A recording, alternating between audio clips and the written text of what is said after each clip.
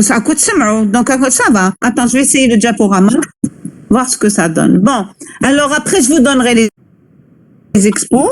Alors, je fais un rappel aujourd'hui sur la pédologie parce que, bon, un rappel, il n'est pas question de tout faire, mais puisqu'on s'intéresse à la conservation du sol, nous allons donc avoir une idée générale sur les sols. C'est-à-dire, je vous rappelle ce que vous avez vu. Est-ce que vous regardez le diapo? Est-ce que vous avez le plan maintenant? Vous l'avez? Allô? Mademoiselle Karaoui, vous l'avez, définition du sol, le plan. Est-ce que, introduction, vous recevez, non, pour voir si, parce que d'habitude, il y a un décalage quand il y a pas une bonne connexion. D'accord. D'accord. Le santé. Est-ce que pour tout le monde, le sang, il est mauvais? Madame, pour moi, je vous entends bien. Non, parce que je sais pas, j'ai peur de toucher, on va dire que ça marchera pas. Donc, je chauffe le santé, non? Madame, le santé. Normalement, c'est bon. Oui. Peut-être ça dépend des gens qui font la connexion تاعهم. شوفوا دوك نكمل نبدا parce que قبل ما تروح la connexion صوتي. Donc voilà, nous allons faire un petit rappel sur les sols. Donc je rappelle donc bon, d'une manière très facile. Pardon, est-ce que la déléguée est là? Est-ce que parmi vous il y a des externes? Je cherche les externes. Madame, est-ce qu'ils sont parmi vous? Est-ce que elle vient d'où, Karaoui? S'il te plaît, tu me dis tu viens où pour que j'ai une idée? Ah oui, mademoiselle Karaoui, oui, c'est vrai, c'est madame. وشكون واحد آخر اللي ما قراش عندنا. Qui c'est? Il y a quelqu'un d'autre? Non? Il n'y a pas.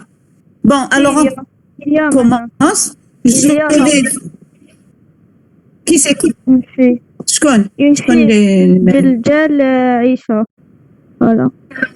Est-ce qu'elle est là? Est-ce qu'elle est là? Tu sais pas, regarde sur le truc. Elle est là, madame. D'accord. Elle peut parler, quel est son profil? باش نعرفوا كيف نديروا le rappel. En tout cas, Chauffez, c'est très simple. Donc, vous savez très bien, bon, il y a la diapo qui s'affiche, mais moi, je suis pas les diapos. Généralement, je parle en fonction de ce que j'ai comme connaissance. Donc, dans ce cours, on s'intéresse surtout. C'est vrai qu'en écologie, vous avez l'habitude de faire l'ensemble des facteurs écologiques, les interactions, l'aspect fondamental tel fonctionnement. Vous êtes obligé d'aller vers des choses très compliquées. Mais là, vous êtes en master 2. C'est le développement. Donc, on doit avoir l'esprit de synthèse. C'est-à-dire, toutes nos connaissances, on doit les présenter sous une forme synthétique. Bon, là, si vous voulez, concernant le sol, vous savez qu'il y a différents types de facteurs écologiques qui interviennent dans le vivant. Il y a des facteurs qu'on appelle abiotiques, comme les facteurs climatiques, les facteurs édaphiques, c'est-à-dire, c'est des facteurs externes qui interviennent directement sur l'être vivant. Et les facteurs biotiques, c'est les interactions entre les espèces. Par exemple, quand tu as, je sais pas moi, dans une région forestière ou bien région stépique, les facteurs biotiques, c'est la compétition, par exemple, entre les espèces. Si tu veux, les facteurs biotiques, c'est tout ce qui est interaction, ce qui est le vivant, entre le vivant. Il y a ce qui est donc, et il y a ceux qui sont indirectement liés au vivant. Donc, les facteurs édaphiques, donc ont reçu le nom de pédologie, jusqu'à un temps très très très lointain, les gens faisaient la pédologie sans rentrer dans le détail du vivant. On voyait uniquement ce qui existe au niveau des sols, c'est-à-dire ce qu'il y a par exemple comme animaux, les micro-organismes ou là.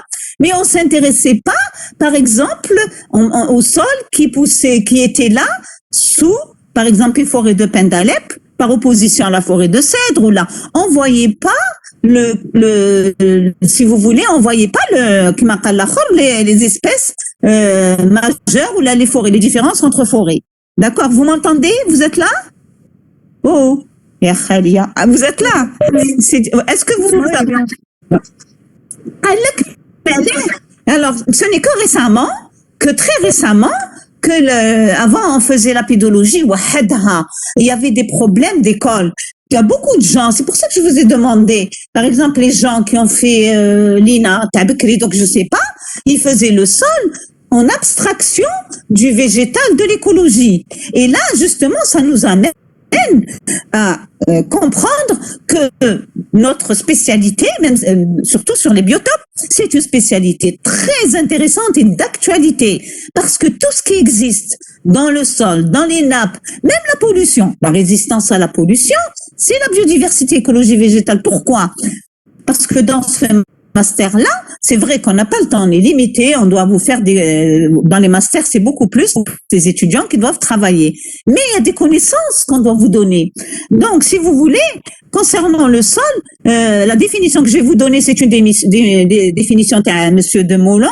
Mais moi, je vous dis que les choses évoluent tout le temps. Donc, on vous dit, c'est la formation naturelle de surface à structure meuble et d'épaisseur variable résultant de la transformation de la roche-mère sous-jacente sous l'influence de divers processus physiques, chimiques, biologiques, en contact de l'atmosphère des êtres vivants. Qu'est-ce que ça veut dire? Ça veut dire que le sol, il va se former à partir d'une roche-mère, on va le voir après, et en fonction des différents processus, c'est-à-dire les sols sont directement liés, si vous voulez, au climat. Par exemple, si tu te trouves dans une zone bioclimatique du subhumide, tu as des sols qui sont différents de sols qui sont dans les zones stépiques. Et tu as des sols qui sont différents par rapport aux zones, à la zone, par exemple, à la forêt équatoriale. Donc, si vous voulez, ces différences sont directement liées aux conditions écologiques, autrement dit, aux facteurs écologiques. Vous voyez, alors qu'avant on faisait le sol, on le faisait très bien. Par exemple, je vous cite un nom, Monsieur Duchaufour, c'est un grand pédologue. Ses livres jusqu'à présent sont d'actualité. Ce n'est que vers, disons, à la fin, disons, de sa carrière, qu'il a commencé, en côtoyant des écologues, il s'est rendu compte dans une conférence que j'ai eu l'honneur de voir. Il a été quand même, il a encadré mon mari dans ses premiers travaux qu'il en France. Alors, mais c'était vraiment de la pédo. C'était pas en relation avec l'écologie. Alors que pour nous, les écologues, on détaille pas trop le sol. Nous, on s'intéresse à la partie superficielle. On s'intéresse beaucoup plus aux êtres vivants et les différents types de sols par rapport aux premiers horizons, alors que la pédologie en elle-même, c'est une science qui s'intéresse vraiment aux différents, vraiment c'est très sérieux, c'est très fondamental. Le fondamental, parce que l'écologie, c'est multidisciplinaire. Ce qui nous intéresse pour voir quelles sont les différences qui sont liées, par exemple, tu as un type de sol, les randzines qui se trouvent dans les forêts du semi-aride ou là, par rapport au brin calcaire à croûte, c'est important pour nous de comprendre que ce sol-là est important pour recevoir les graines qui vont germer. Parce que nous, le sol nous intéresse, parce qu'il nous intéresse dans la mesure où on s'intéresse à la régénération des espèces qui sont en voie de disparition. Par exemple, les espèces endémiques, où là, par exemple, quand tu cherches la régénération de cèdres ou là, si le sol est détruit par l'action de l'homme, mais qu'est-ce une réception? La graine, le cèdre, elle va pas trouver un sol qui la reçoit. Et nous avons... vous m'entendez? Est-ce que, mesdemoiselles, messieurs... Donc, je continue. La prochaine diapo, donc on vous dit que les sols s'élaborent de manière complexe en l'interface entre la lithosphère, la biosphère et l'atmosphère. Voilà, ça revient à ce que je viens de dire. Ces interactions sont conditionnées par la présence d'eau et par la température et d'autres facteurs climatiques. Là, en écologie, ça c'est compliqué. Bon, mais en écologie, ce que je vais vous dire, c'est très simple. Par exemple, l'atmosphère. L'atmosphère, c'est tout ce qui se trouve dans l'air. Donc, par conséquent, tout ce qui est dans l'atmosphère, tout ce qui est pollution, ça intervient directement au niveau des sols. Ça touche les sols. Par exemple, quand tu utilises des pesticides, justement, tiens, je vais ajouter un exposé sur les zones de culture. Je pense que c'est important puisqu'on a quelqu'un qui vient de l'ENSA, qui vient, je pense, qui s'intéresse, on verra après pour les exposer. Donc, pourquoi? Parce que quand on utilise des éléments chimiques dans le sol, ça va dans l'atmosphère. Donc, même là, au niveau de l'atmosphère, il va y avoir des pluies qui vont tomber, ce qui qui se passe dans les pays européens, c'est les pluies acides. Vous savez, les pluies acides, c'est quelque chose de terrible parce que au moins, les pluies vont aller disons, percolation ou disons, quand ils vont aller au niveau du sol, quand ils vont descendre au niveau du sol, il va y avoir dans ces pluies acides des éléments chimiques et ça va jouer un rôle néfaste sur le complexe absorbant ou là, le complexe argilo-humique. Donc, ça veut dire que ça va tuer tous les micro-organismes. Vous voyez?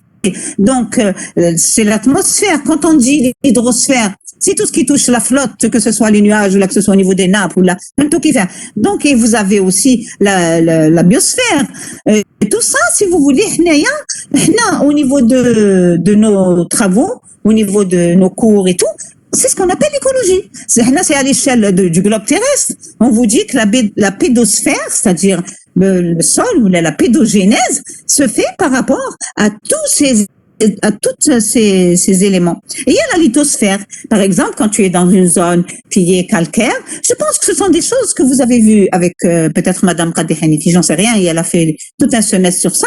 Mais là, je vous donne un résumé qu'il faut bien retenir parce qu'il est important de comprendre que sans un sol qui est bienvenant, tu ne peux pas avoir de régénération d'espèces, par exemple, forestières. Et tu ne peux pas avoir, par exemple, une zone où il y a l'ensablement partout. La disparition du sol va entraîner, même s'il existe sous les touffes de l'alpha, et s'il y a l'ensablement, l'alpha va disparaître et il y a pas les conditions nécessaires pédologiques pour la recevoir. Il y a ce qu'on appelle c'est intéressant, ça c'est au niveau du doctorat, on s'intéresse par exemple aux milieux azonaux. Les milieux azonaux, ce sont, peut-être dans les exposés, nous allons discuter. Vous avez par exemple dans les zones, les zones salées ou là autour du shot et tout, vous avez des sols et quand les sols existent, on peut avoir une végétation, même si elle pousse sur une zone salée, elle donne des informations intéressantes. Donc, vous m'entendez? Vous êtes là? Oh, est-ce que vous êtes là? Oui, madame, on est là. Oui, madame. Vous suivez? Bonjour, vous suivez? Vous arrivez à suivre? Ça va? C'est bon. Ça va. Est-ce que vous avez... alors là, c'est la diapositive qui donne une... Est-ce que vous l'avez reçue? La diapo qui parle donc le premier stade. Donc, généralement, c'est ce qu'on apprend. Mais vous savez, c'est différent. On peut pas savoir si partout c'est comme ça. Ça dépend des zones où tu te trouves. Ça dépend, par exemple, si la roche-mère, elle est calcaire, ou là, si elle est graiseuse, ou là, si elle est, je sais pas moi, si elle est argileuse. Mais d'une manière générale, dans les cours de pédologie, il y a ce qu'on appelle la formation du sol doit passer par différentes étapes que j'ai simplifiées ici, qu'il faut retenir parce que vous devez retenir, avoir un esprit de synthèse pour ce cours. Donc, il y a l'altération de la roche-mère. Le premier stade, c'est l'altération de la roche-mère par les agents physiques, c'est-à-dire que la roche-mère va être attaquée et chimique, entraînant la fragmentation de la roche et l'hydrolyse de certains minéraux. C'est-à-dire au départ, tu as uniquement de la roche-mère. Comment ça va se former? Quand la roche-mère va recevoir des éléments externes qui vont la détruire, elle va donc se fragmenter et on va passer au deuxième stade. Le deuxième stade va donc installation des premières plantes pionnières. C'est des plantes qui vont pousser directement au niveau, si vous voulez, d'un milieu qui n'a pas encore un sol intéressant, mais ce sont des éléments, des espèces qui sont saxicoles, ou là ce sont des espèces qui sont liées à la roche. Moi, tout de suite, ça me vient dans la tête, d'une espèce, elle est belle comme on faisait les espèces indicatrices des différents milieux. Donc, dans le milieu stépique, il y a une espèce qui m'a toujours passionnée. C'est une espèce que je n'oublie pas son nom. Téléphium imperati. L'espèce, elle pousse sur la roche-mère. Donc, quand le milieu est au départ de la formation d'un sol, le milieu HEDEC,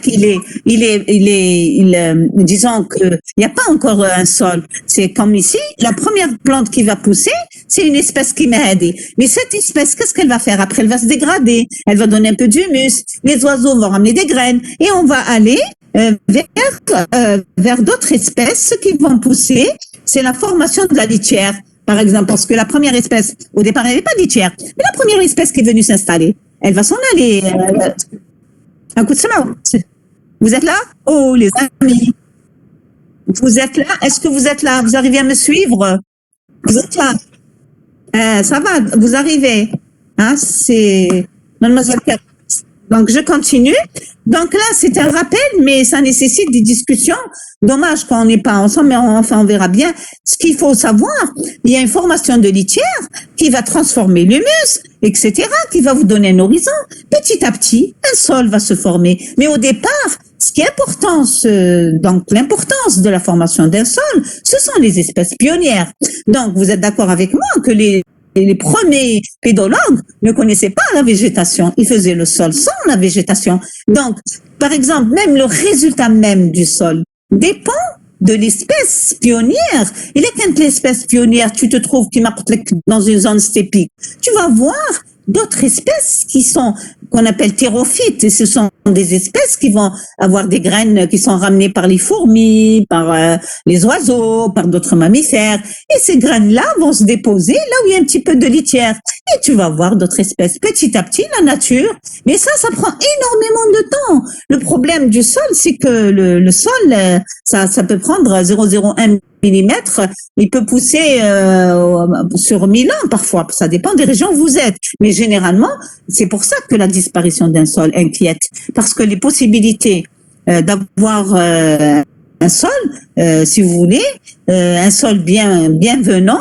par exemple, quand il y a un incendie, il y a le départ du sol directement, et effectivement, il va y avoir éclairement, et tout ce qui s'est formé depuis des milliers d'années va disparaître en laps de temps. Et ça va partir en fumée et rebelote. Alors, il faut encore plus de temps pour avoir le même sol qui était sous l'arbre. C'est ça, donc c'est ça l'inquiétude. Alors, l'organisation, est-ce que de sol et de leurs constituants.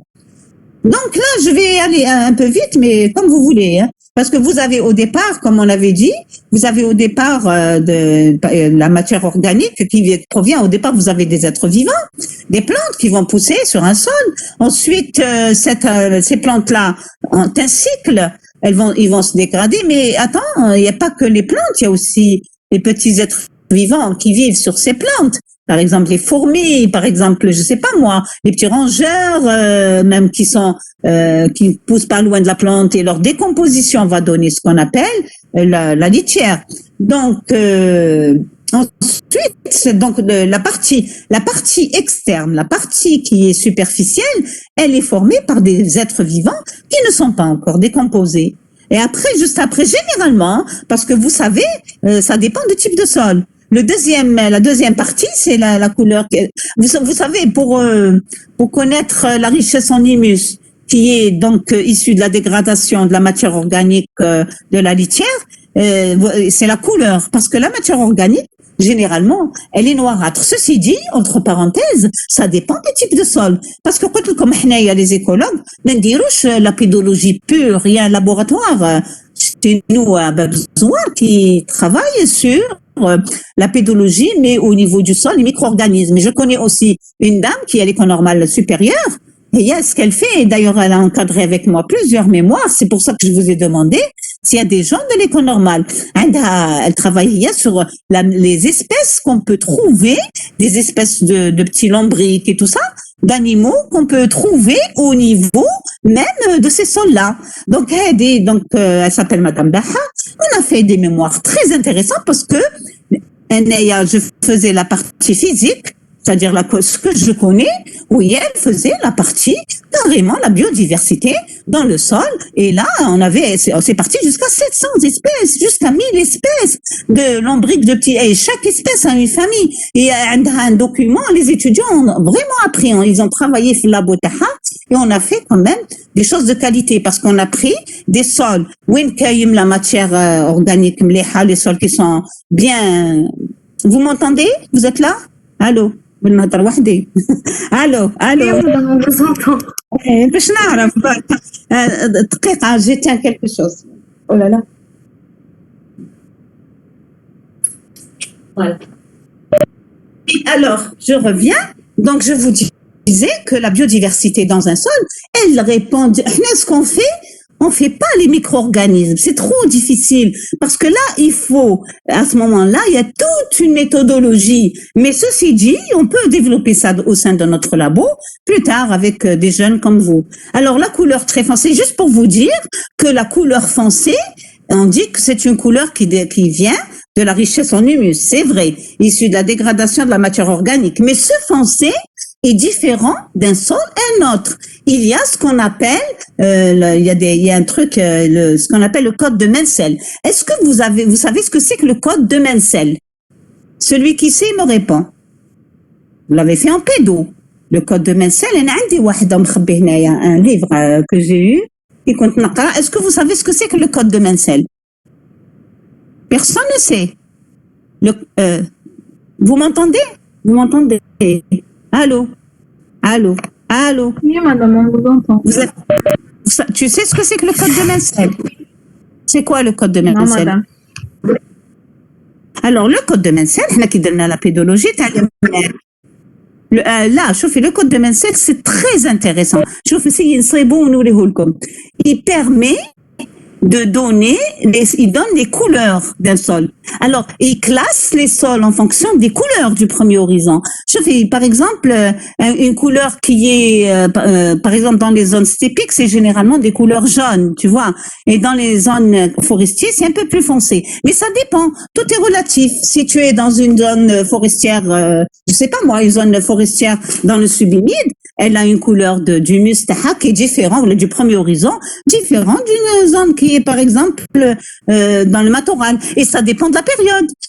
Si tu passes en hiver, le sol est mouillé, donc tu vas avoir certaines couleurs. Mais qui est en été, le sol est plus clair. La même forêt n'a pas la même couleur selon les saisons. C'est normal. Donc, on passe de l'extérieur. Donc, tu as des animaux au départ qui ne sont pas décomposés. On va de José vers l'humus. Il y a aussi la litière, la décomposition de la litière aussi, des cailloux qui sont des débris de la roche-mère. Tu trouves tout dans le premier plan.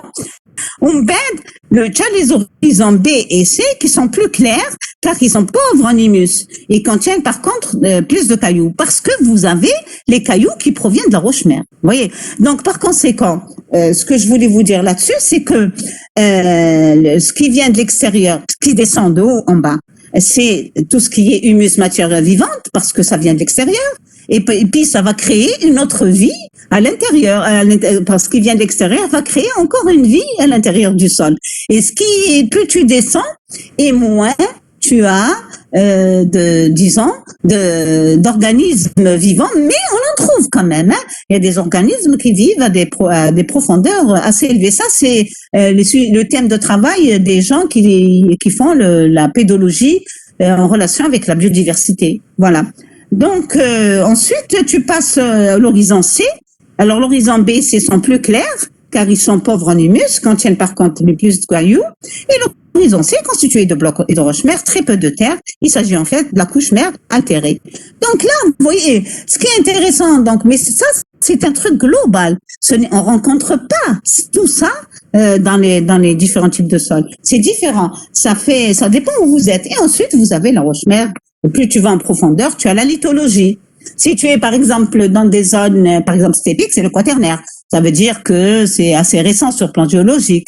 Mais si tu es en montagne, toujours pas loin des zones stépiques, par exemple en forêt ou là, tu te trouves sur du tertiaire. Par exemple, si tu vas, par exemple, le tertiaire, ou là, tu peux trouver les schistes, par exemple, la shréa, c'est la roche qui est lithologique. La lithologie en elle-même, c'est des schistes. Donc, ce sont des sols sur schistes, par exemple, au niveau des cédrés, c'est des sols qui découlent d'une roche-mère schisteuse. Il y a quand même une influence. Il y a quand même l'influence de la roche-mère, mais l'influence provient aussi de l'extérieur. C'est la symbiose entre les deux.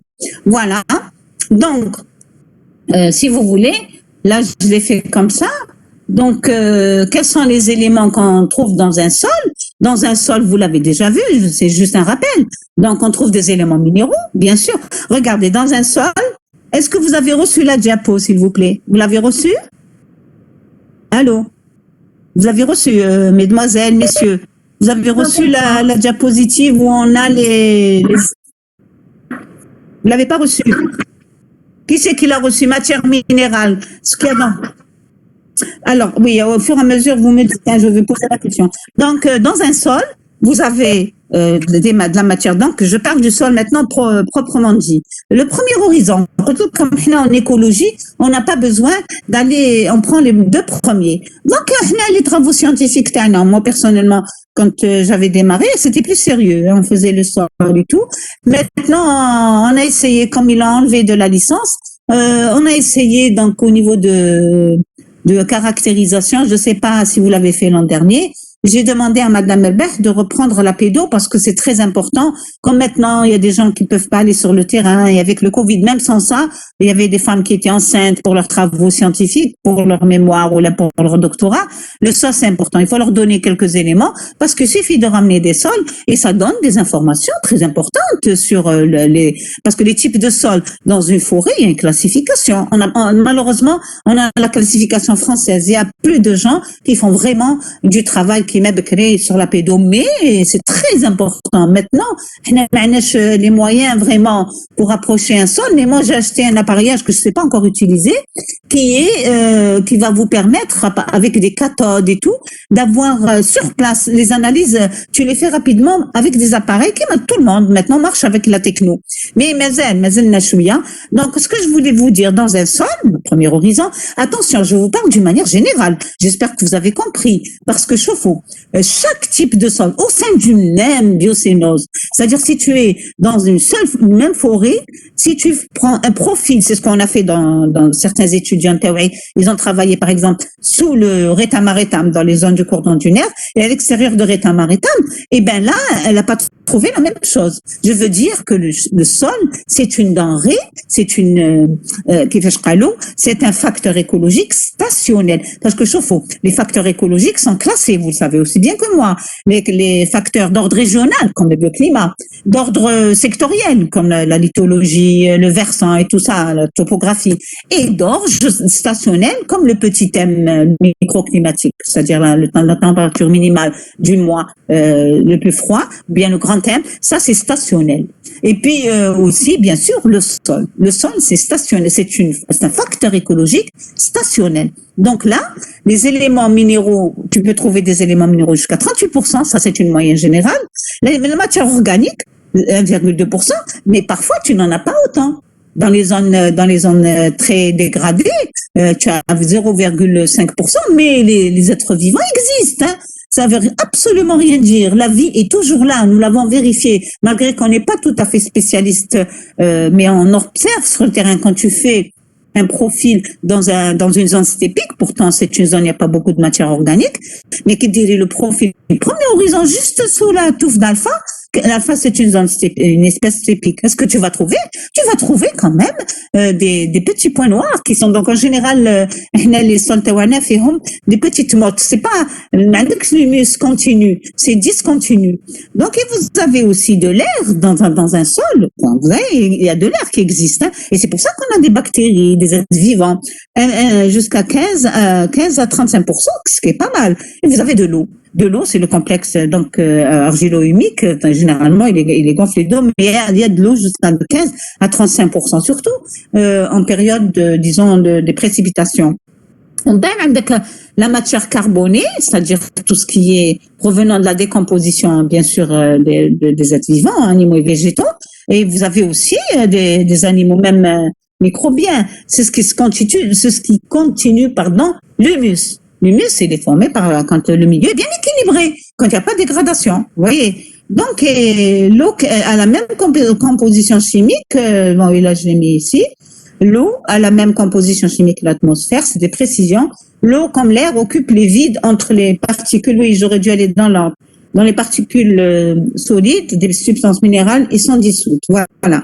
Donc là, je pense que vous voyez que dans un sol, il y a quand même différents types d'éléments. Là, j'ai donné une généralité, mais bien sûr, les substances minérales qui sont dissoutes dépendent aussi de beaucoup de choses, de la roche-mère ou l'aide, surtout de ce qui vient de l'extérieur, puisqu'on est dans les premiers horizons. La matière organique constitue l'humus passant par 4 étapes. Là, l'humus, il y a des gens qui travaillent uniquement sur l'humus. C'est pour ça que l'humus, il peut nous indiquer beaucoup de choses. Il y a même des classifications. Nous, ce qu'on peut faire dans notre recherche, Bon, il faut aller prudemment. Dans notre recherche, en prenant différents types de bioclimats, on peut travailler sur les différents types d'humus. Et ça, après, faire une classification et dire, par exemple, dans telle région, c'est tel humus qui indique la dégradation, le stade 1, stade 2. Là, c'est très intéressant à faire. Mais ça, je pense qu'il faut des gens qui aient de la volonté, qui aimeraient faire ça. Donc, si vous voulez, vous avez premièrement, dans un sol, la matière organique dans l'humus. Hein. Je vous parle ici des différents, disons, les différents voyages, si vous voulez, de la matière organique. Premièrement, tu as la matière organique vivante. C'est ça, ce qui vient d'extérieur. Elle englobe la totalité de la biomasse en activité. Quand tu es dans la partie superficielle d'un sol, tout ce qui est, par exemple, les petites espèces, thérophytes, tu as les arbres, les phanérophytes et tout. Ou bien, les petits animaux qui vivent dessus, je sais pas. Toujours, je suis en train de voir quel est l'itinéraire de la matière organique. Deuxièmement, tu peux avoir donc la matière organique vivante, c'est bon, c'est tout ce qui est à l'extérieur qui est vivant. La matière organique fraîche, qui contient les débris végétaux, animaux, fongiques et microbiens. C'est-à-dire, la partie superficielle, t'as un sol, on a cette matière organique fraîche qui vient. Par exemple, tu as une espèce qui vient juste de terminer, disons ça, le cycle. C'était une fleur, c'était une graine, on bat de la graine on bat les racines, c'est les racines, surtout les annuelles. Les racines, ils vont se dégrader et c'est toujours une partie superficielle. Hein. Donc à ce moment-là, mais c'est un débris végétal qui est frais parce qu'il vient à peine de se dégrader. Le troisième itinéraire, la troisième, disons, partie, je suis en train de parler du voyage. Donc, la matière organique, tu as la matière organique transitoire. Qui dit transitoire, transitoire, c'est-à-dire donc comporte des composés organiques intermédiaires. Parce que là, qu'est-ce que tu vas avoir? Tu vas avoir quand tu observes bien l'humus tac, donc la troisième en allant en profondeur. Hein, tu prends la partie superficielle, tu descends. Tu trouves des fragments, par exemple. Tu reconnais, par exemple, un scarabée, par exemple, qui n'est pas encore décomposé, peut-être la décomposition. Tu vas rencontrer, par exemple, je sais pas moi, des feuilles, des aiguilles de pin qui viennent à peine de se dégrader. Mais il y a un peu d'aiguille, c'est-à-dire la nature est en train de dégrader tout ce qu'elle reçoit, donc, et par la suite, tu passes, bien sûr, à le quatrième. Le quatrième, c'est l'humus. Le quatrième voyage, enfin, la destination, donc, de ces éléments qui sont dégradés de la matière organique, c'est l'humus qui provient de l'évolution. Donc, c'est vraiment, quand tu arrives à l'humus, en descendant de haut vers le bas, que là, tu es arrivé, la nature a déjà tout décomposé et elle offre l'humus au sol. Elle offre l'humus au sol parce que l'humus, il va permettre au sol de se maintenir, d'avoir des nappes temporaires. Parce que pour que le sol puisse pouvoir avoir des réserves d'eau en période de sécheresse ou là, l'arbre ou les êtres vivants de manière générale, les végétaux ont besoin d'avoir des réserves pour pouvoir subvenir pendant les périodes les plus difficiles. Donc l'humus, c'est quand même la vie. L'humus, c'est très important. Moi, d'après maintenant, depuis que je fais ce cours avec vous, et avec, bien sûr, les doctorants, j'ai appris beaucoup de choses et je suis passionnée par cela. Dommage que, surtout que ça demande pas beaucoup de moyens. D'ailleurs, pour une thèse, ceux qui travaillent sur les zones, j'ai une étudiante qui travaille sur les zones incendiées. Je pense qu'on va faire quelques sols, on va les expliquer parce que c'est important. Alors la décomposition se fait sous l'action de la microflore, de la faune du sol et par deux processus importants. Comment se fait cette décomposition? Et vous le savez très bien, vous l'avez déjà vu, mais je vous le donne d'une manière synthétique et vous demande de les connaître pour l'examen ou là pour autre, pour essayer de raisonner. La minéralisation, si vous voulez, des éléments, c'est des éléments minéraux, solides et gazeux. C'est-à-dire qu'il y a quand même tout ce que vous voyez, tout ce qui se fait, tout ce qui se transforme, se fait sous forme de deux processus. Ce qu'on appelle la minéralisation, c'est-à-dire les éléments ils vont être transformés en minéraux parce qu'on a la nature, le sol a besoin de minéraux et des minéraux solides et gazeux parce que l'écosystème aussi a besoin de recevoir des éléments.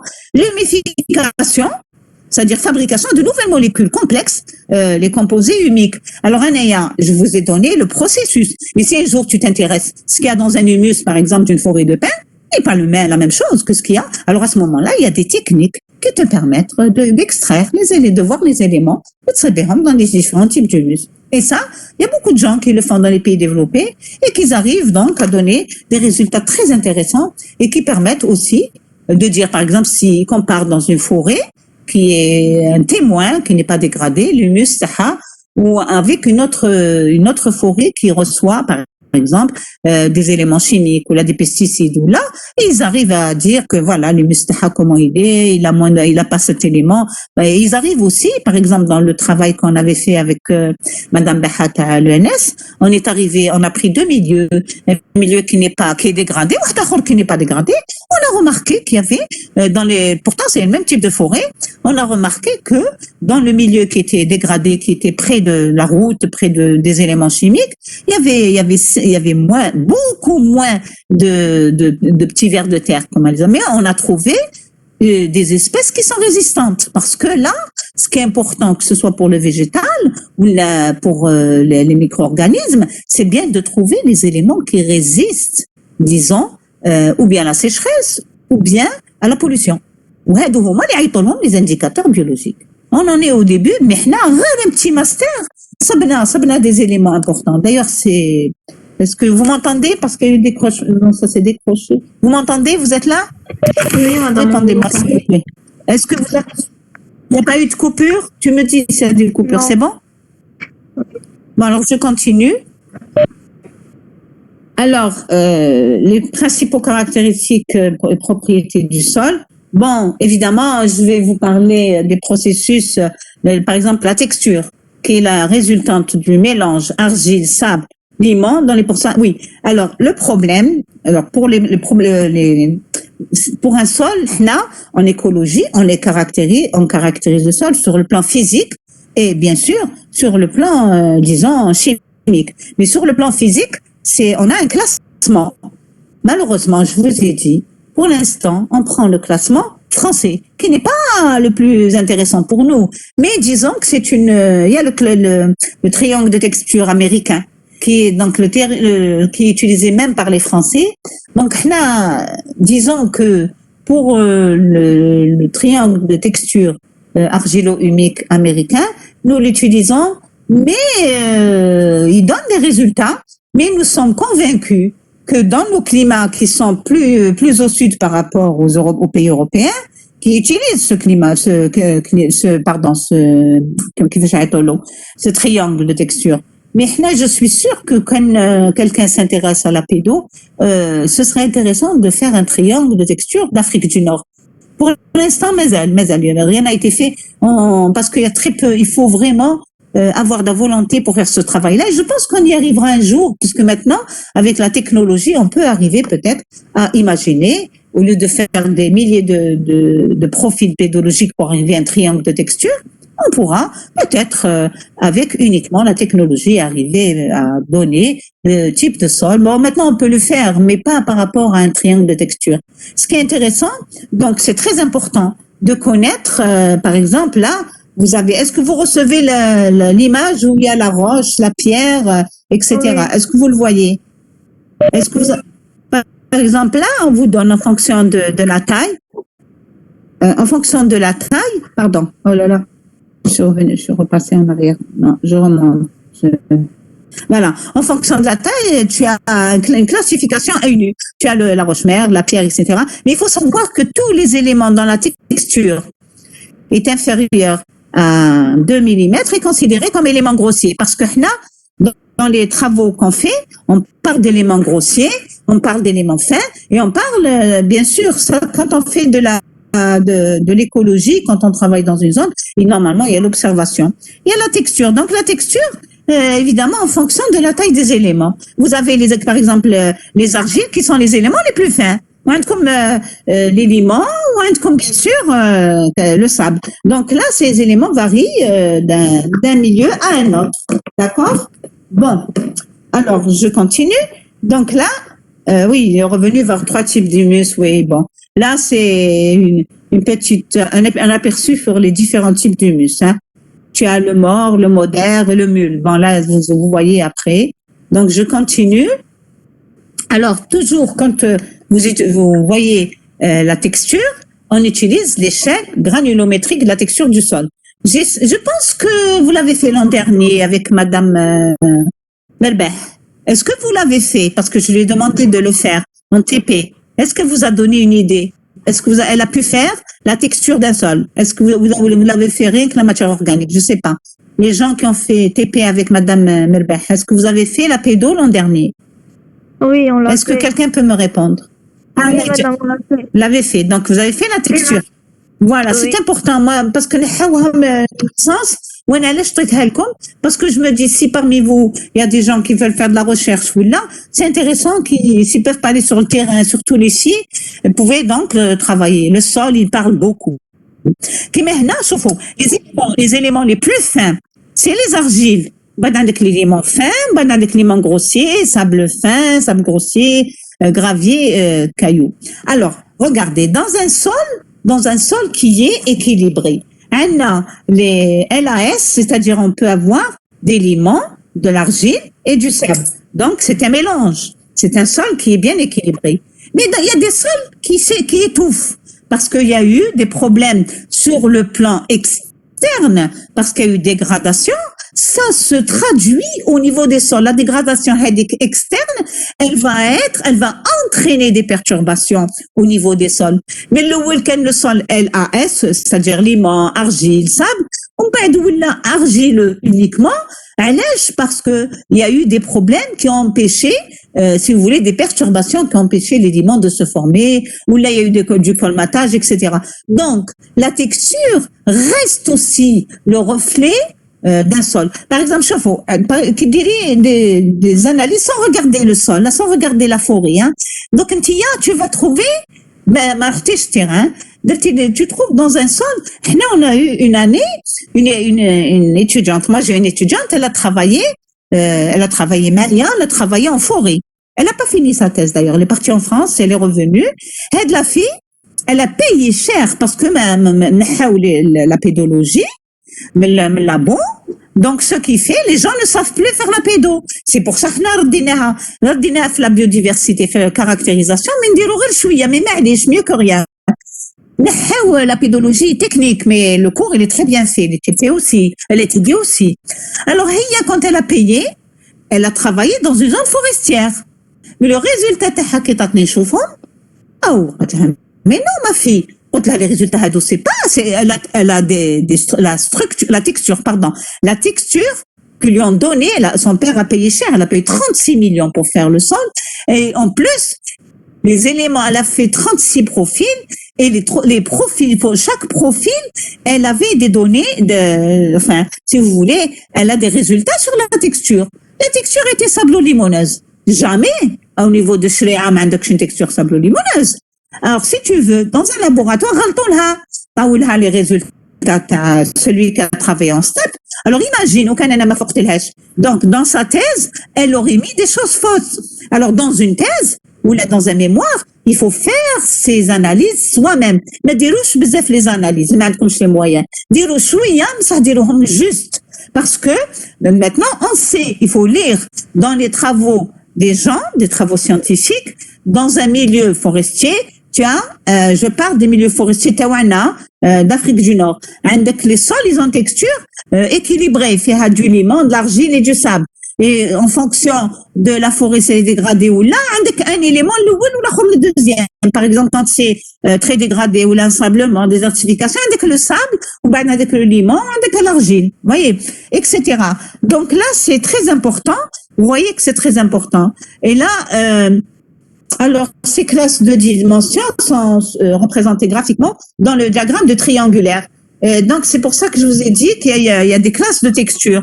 Mais vous pouvez créer votre classe. Par exemple, si tu travailles dans une région, tu es un chercheur, tu as trouvé tu as pris, par exemple, tu as fait plusieurs profils pédos, ou ben tu trouves واحد fait beaucoup plus de sable dans la même forêt, واحد fait moins de sable et tout, tu fais ta classification, tu dis dans ma forêt, voilà, dans la zone qui est la moins dégradée, je trouve beaucoup plus d'argile, du limon. Dans la clairière de ma forêt, je trouve beaucoup plus de limon, ما عنديش بزاف l'argile. Vous voyez, c'est une thématique, il faut juste regarder les travaux, faire une bibliographie ciblée, c'est-à-dire tu cibles les gens qui ont travaillé là-dessus. Voilà, هذا هو le fameux triangle de texture. Pardon, est-ce que vous l'avez vu l'an dernier, le triangle, vous l'avez vu? Allô, Nedjet, est-ce que vous avez fait le triangle de texture? En troisième année, on l'a. Même en deuxième année, on va dire. Ah oui. Même en deuxième année. Oui. Même en deuxième année. Donc, tu vois, donc là, ce triangle, il n'est pas tout à fait adapté chez nous, mais on n'a pas autre chose. Mais quand même, ça te permet que maintenant, tu fais le triangle là, tu as, par exemple, ici, ils ont donné les principaux éléments pour donner, donc le sol en lui-même se trouve à l'intersection des différents éléments. Et qu'est-ce qu'on trouve? Par exemple, il a 20% d'argile, 40% de limon, c'est du sable. Et donc là, le sol hada, il est en blanc. Blanc, c'est la texture équilibrée. C'est pour ça que je vous ai dit, ils mettent tous nos sols forestiers dans les textures équilibrées, alors que c'est pas vrai. On peut critiquer quand on fait le travail scientifique. Vous voyez?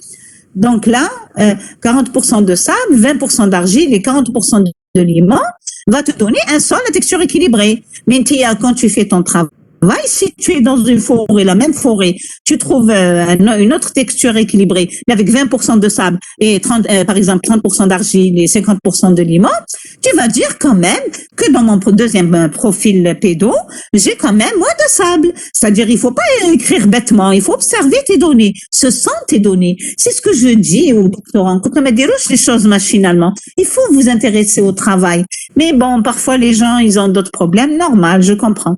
Bon, donc je continue. Hanaya, c'est voilà, je vais, la structure, bon, on a vu la texture. Donc, dans un sol, tu vois la texture, elle te donne une idée, mais c'est très important de voir la structure et la porosité. La structure, si vous voulez, c'est le mode d'assemblage des particules du sol. Ces particules ne sont pas libres, donc les uns par rapport aux autres, mais plus ou moins adhérentes entre elles, grâce à la présence dans le sol de ciments formés par l'humus et par les oxydes de fer. Elles se trouvent ainsi groupées en agrégats de formes et de dimensions diverses suivant les types de sol.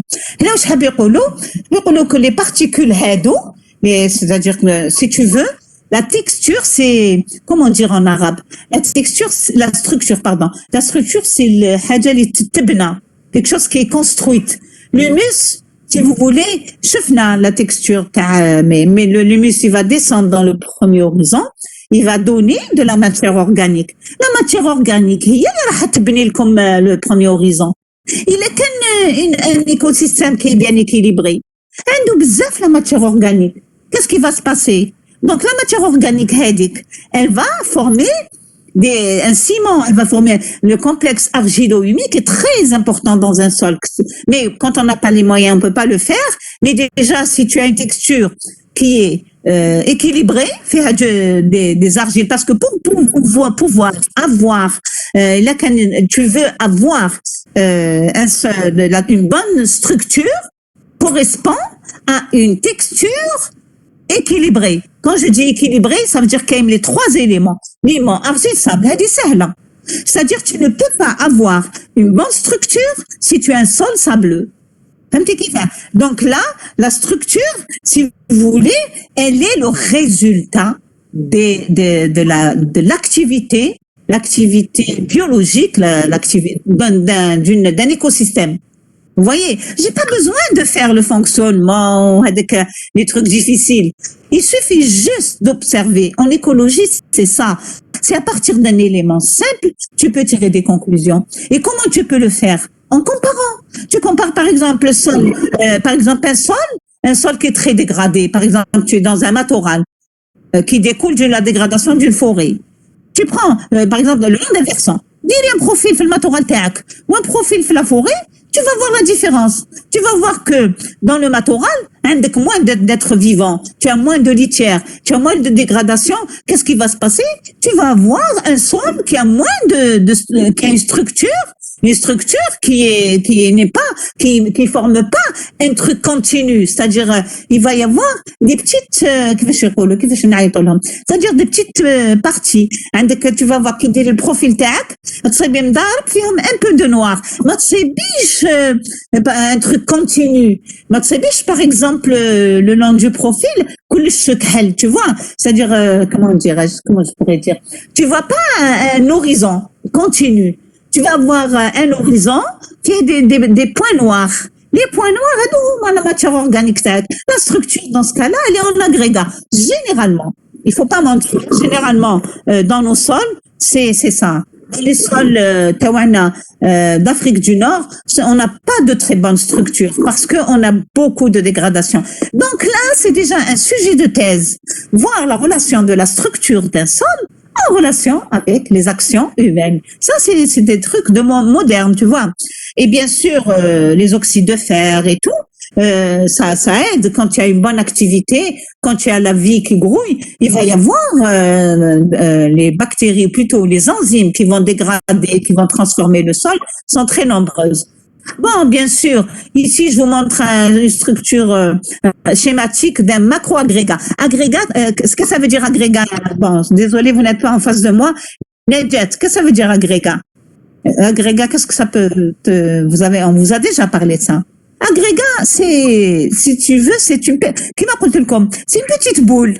C'est une toute petite boule, peut-être microscopique, qui maintenant c'est un macro. C'est-à-dire vu à l'œil nu, qui dirait le sol que tu fais de la kahla. Amusez-vous. Je ne sais pas si vous avez fait des profils l'an dernier avec Madame Qadi Hanifi. Au niveau de d'Abzouar, je sais pas si elle a fait un profil pour voir qu'est-ce que c'est qu'un agrégat. Un agrégat, c'est un petit macro-agrégat. D'accord. Donc là, tu as un agrégat, donc fait un débris végétal. Tu as c'est un truc d'un champignon, un fragment de champignon. Tu as le vide, tu as le ciment, mais ça dépend. Ça dépend, mais c'est pas toujours la même chose. Le micro, tu fais vraiment la loupe. Fait la bactérie, fait les débris végétaux. Ça, c'est vraiment les gens qui sont curieux, qui veulent savoir où je caille, c'est la matière organique de leur horizon. Attention, je ne suis pas au niveau de l'humus. Ça n'est pas l'horizon taille. L'horizon, le premier horizon. Voilà. Et là, alors tu as 3 grands types de structures. En réalité, il y a plusieurs, des milliers de textures, de structures. Mais nous, écologues, on s'intéresse à ce qui est synthétique. La particulière dense, je saurais même pas le voir parce que la nature, elle est pas carrée. Donc, ce qu'il faut retenir, surtout, c'est qualitatif. Le particulière, c'est l'élément sableux. Donc, il y a l'élément sableux qui est dans le sol. C'est les sols filtrants. C'est les sols dans les milieux, par exemple, quand tu es dans le cordon dunaire, sous les espèces, tu trouves un milieu particulier. Bon, ben, voilà, regardez à peu près le schéma qu'on donne ici. C'est un schéma où tu as beaucoup de jaunes. Avec la massive, les éléments sont liés par un ciment. Il n'y a pas de ciment dans le premier. Il n'y a pas de ciment. C'est des éléments, des petits points noirs de temps en temps, et c'est tout. Avec massive, les éléments sont liés par un ciment. Tu vois des éléments qu'il y a un ciment. Mais le sol est asphyxiant. Tout ça, il faut le voir sur un type. Je pense que vous l'avez écrit l'an dernier. Fragmentaire. On a agrégat grumeaux, je pense que c'est ça qu'on a chez nous, ou polyhydrique, très favorable aux cultures, sol perméable, assure une bonne aération. Bon, évidemment, les cultures, on en reparlera après, ils dégradent un sol, parce que le sol, je vous ai dit, il a une texture et structure, c'est une denrée qui est périssable. Et il faudrait, quand tu fais tes cultures, tu les fais adapter à ton sol. On verra ça après. Voilà, regardez ici, c'est ce que je disais. On a les sols qui sont beaucoup plus comme ça. Ce que vous voyez dans les éléments, dans un sol, tu vas trouver des points noirs, mais en couleur pour montrer qu'il y a plusieurs éléments à l'intérieur des agrégats grumeux. C'est soit les petits grains, vous voyez. Et puis, bien sûr, les sols très sableux sont meubles, donc c'est normal. Un sol méchut, je suis structuré, alors que les sols très argileux, très limoneux, forment souvent une masse non structurée. c'est-à-dire que les sols teints, il faut juste milieu. Voilà. La porosité, donc c'est le volume des vides, donc volume total en pourcentage qu'on appelle porosité totale. Tout ça, ça se calcule on le fait dans les analyses pédo. Mais malheureusement, maintenant, ça se fait plus. Donc, dans nos travaux, maintenant, on voit juste la texture, qui m'a dit comme on peut la faire au labo, ou bien la matière organique. La porosité permet l'aération du sol et la perméabilité. C'est-à-dire quand c'est très poreux, par exemple les sols sableux, le sable washen, c'est des graines. Les graines mais je sais باش تحبي تديري عجينه ولا لازمك تزيدي الماء وتعجنيها alors que les grains de sable quand c'est des graines qui ne peuvent pas tenir. Vous comprenez? C'est pour cela quand c'est sableux, c'est très poreux, il y a trop de vide. Donc par conséquent le sol il est pas alors que il faut en avoir un peu. Quand il n'y a pas du tout de porosité, tu as que de l'argile. Donc les éléments, par exemple les bactéries, je sais pas moi, les éléments, les débris végétaux qui sont dégradés, qui vont arriver au niveau du premier horizon, ils ne pourront pas s'intégrer puisque il y a pas de vide qui leur permet de pénétrer. Donc il faut le juste milieu. Oui. Est-ce que quelqu'un veut parler? Est-ce que quelqu'un veut parler? Je vous écoute. Allô? Elle est d'autant plus élevée que la structure est meilleure. Quelqu'un a émis une Ouchaïs Melika, c'est ce que vous voulez parler? Allez-y, Ouchaïs, je vous entends. Si on a l'agrégat en abondance. Est-ce que quelqu'un... Si on a Pardon, un agrégat, télé? si on a des agrégats en abondance, donc c'est un sol riche. Bien sûr. Ce que je disais tout à l'heure, je disais, en Algérie, en Afrique du Nord d'une manière générale, on n'a pas des sols, il y a une matière organique continue. Tu comprends? Chez nous, on a beaucoup plus des sols avec différents types d'agrégats. Donc là, pour faire un travail de synthèse qui n'est pas encore fait, mais il y a des gens qui s'intéressent au sol. Beaucoup plus, comme il y a des pédologues.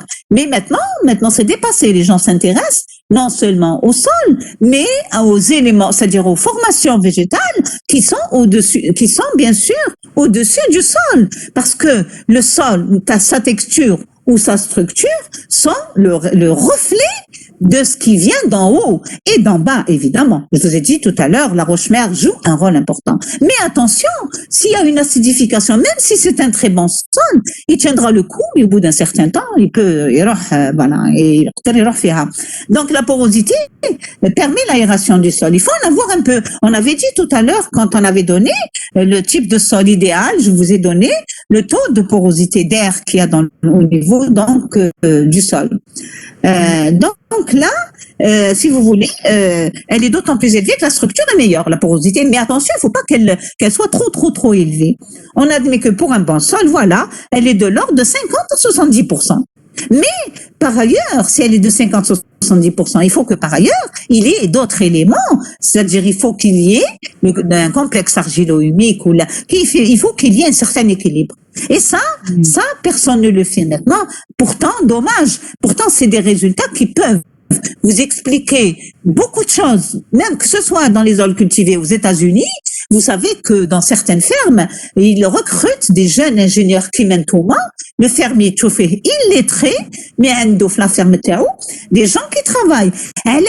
Parce que ils savent qu'un sol, il a une durée de vie. Si tu épuises le sol par des cultures, il va plus t'en rester par la suite pour les années à venir.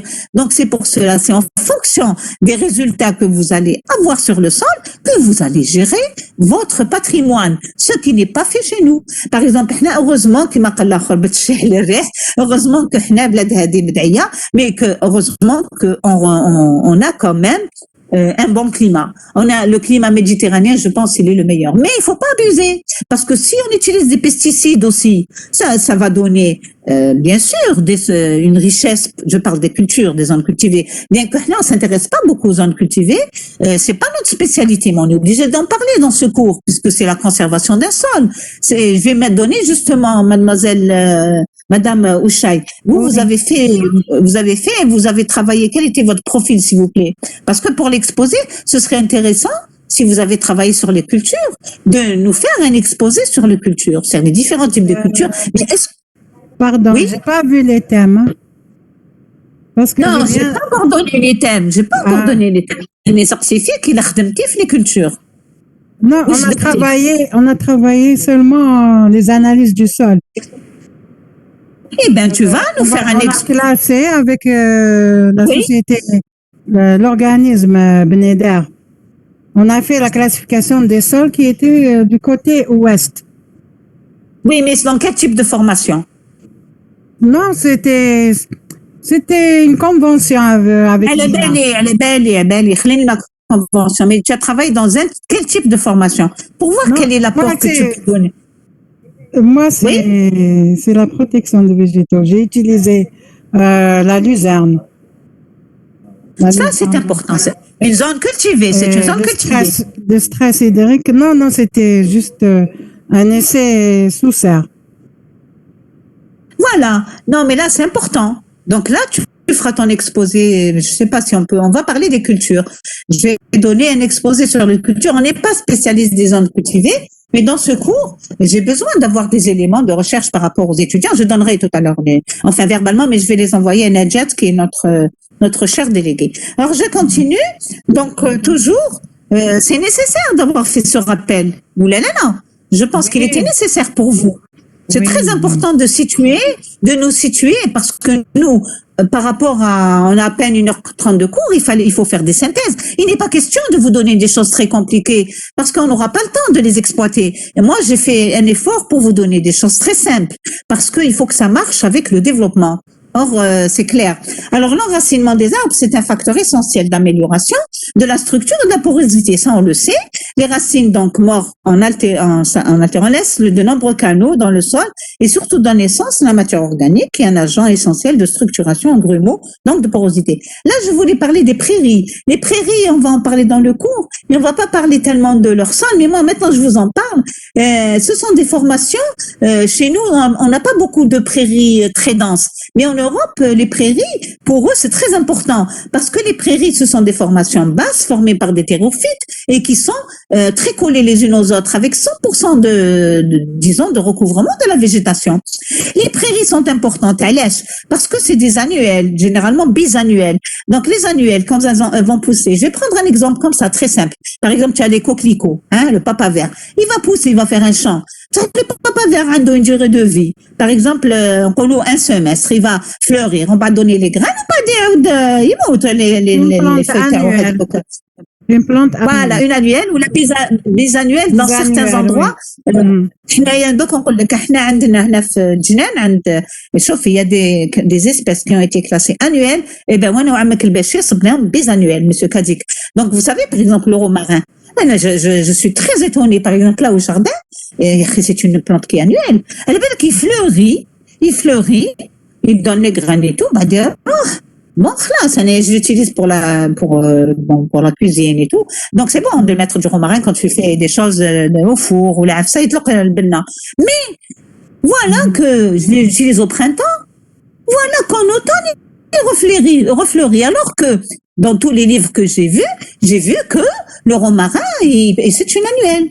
Même certaines espèces. Alors, vous voyez, ce que je veux dire là, c'est qu'on connaît très peu de choses sur la flore méditerranéenne, sur le cycle. C'est ce qu'on appelle le fonctionnement. Je ne sais pas si c'est traité avec... Non, c'est beaucoup fait dans les thèses qu'on le fait. Le fonctionnement, mais c'est le fonctionnement, si vous voulez, qualitatif. C'est-à-dire, on suit le cycle des espèces. Le cycle, quand est-ce qu'elle... Et c'est lié au climat. Par exemple, une année qui est sèche, une espèce, elle va changer de comportement. Donc, il y a beaucoup de choses à dire là-dessus. Mademoiselle Berached, elle a fait un travail admirable. On a travaillé avec Rennes, mais on s'est éloigné du végétal parce que le laboratoire de Rennes, ce qui les intéresse, c'est l'adaptation des espèces par rapport au changement climatique.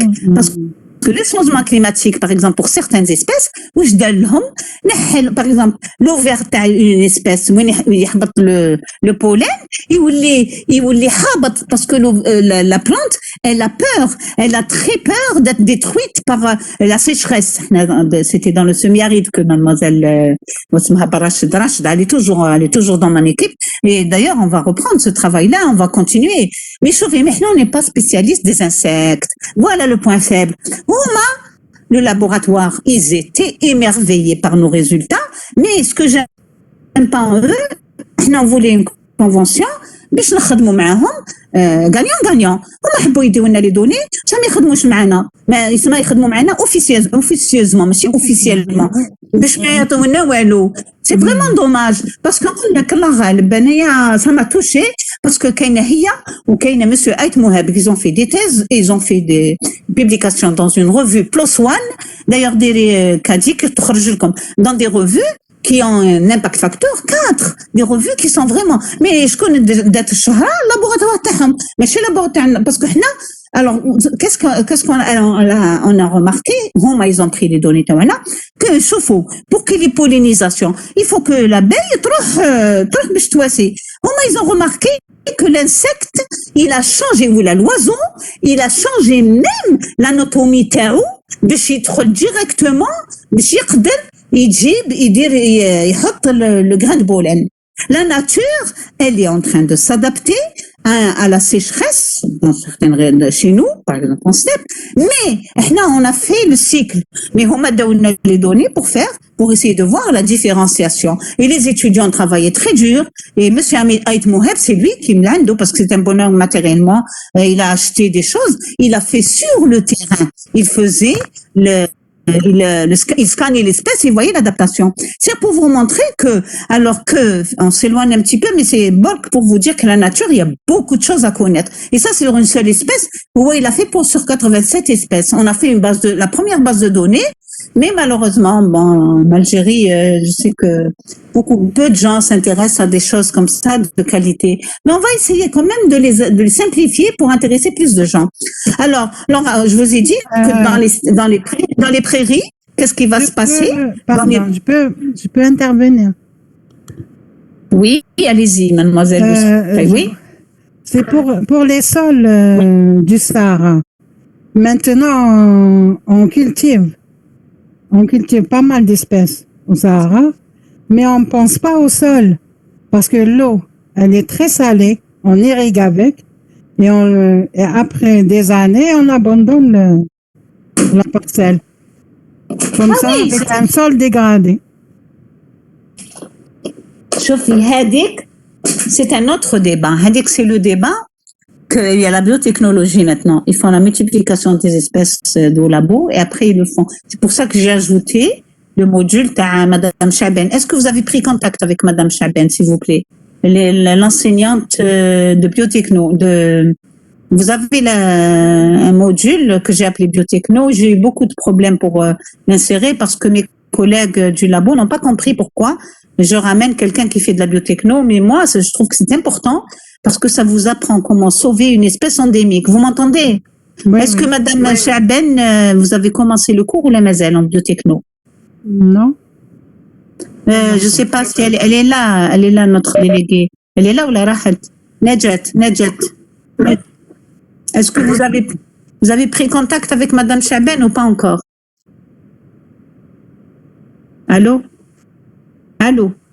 Elle est partie, je crois. Nedjet, Rahad Nedjet. Bon, je continue. Donc oui, donc ça on pourrait en discuter quand on fera les exposés. J'espère qu'on aura des discussions. Donc moi, je voulais vous dire que les thérophytes, ils ont une dégradation de leurs racines qui se fait très vite et c'est ce qui fait qu'il va enrichir le sol des prairies. C'est pour ça qu'il est très riche. Vous m'entendez? Est-ce que vous m'entendez? Oui. Vous m'entendez pas? Vous m'entendez? Elle est pas là, Nedjet, elle est partie. Nedjet. Oui, madame, je suis là. Est-ce que tu as pris contact avec Madame Chaben? Madame, elle m'a envoyé un message. Madame ما عيطلهاش باسكو مازالني في الكور. هذا قدرت نخرج. كيفاش مديروا كور معاها وقتاش لو كور تاعك نورمالمون مازال ما هضرتش معاها مدام.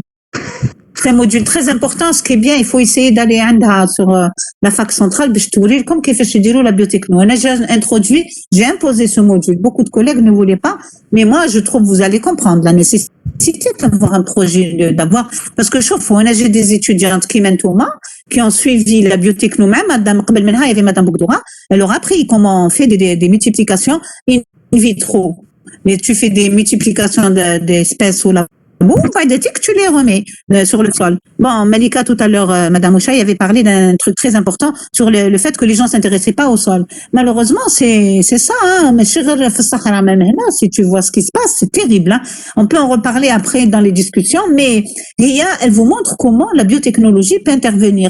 Alors, quand mes étudiantes, elle a ouvert, elle fait des multiplications. Elle a commencé parce qu'il suffit d'acheter un matériel, d'avoir de l'argent et d'avoir une formation où tu peux multiplier des espèces et vous savez qu'actuellement on va faire des reboisements. Je préfère parler après quand on fera les exposés, sinon il vaut mieux avancer le cours. Mais fait bzef le cours, mais fait bzef des synthèses et pour les reboisements justement nous allons en reparler parce qu'ils vont reboiser avec des espèces qui sont banales. Mais si au niveau de la direction générale des forêts, les plants. Donc, les plants, il faut apprendre à les multiplier. Pour les après, vous pouvez être très riche parce que vous pouvez les vendre à l'État. Et l'État a besoin, parce que le reboisement toujours avec le pendalep, heureusement qu'il nous sauve la vie, le pendalep, parce qu'il est très facile à obtenir. Mais on n'a pas de reboisement avec, on n'a que de reboisement avec les chênaies, mais les plants. Et puis le chêne, il a une croissance qui est très lente.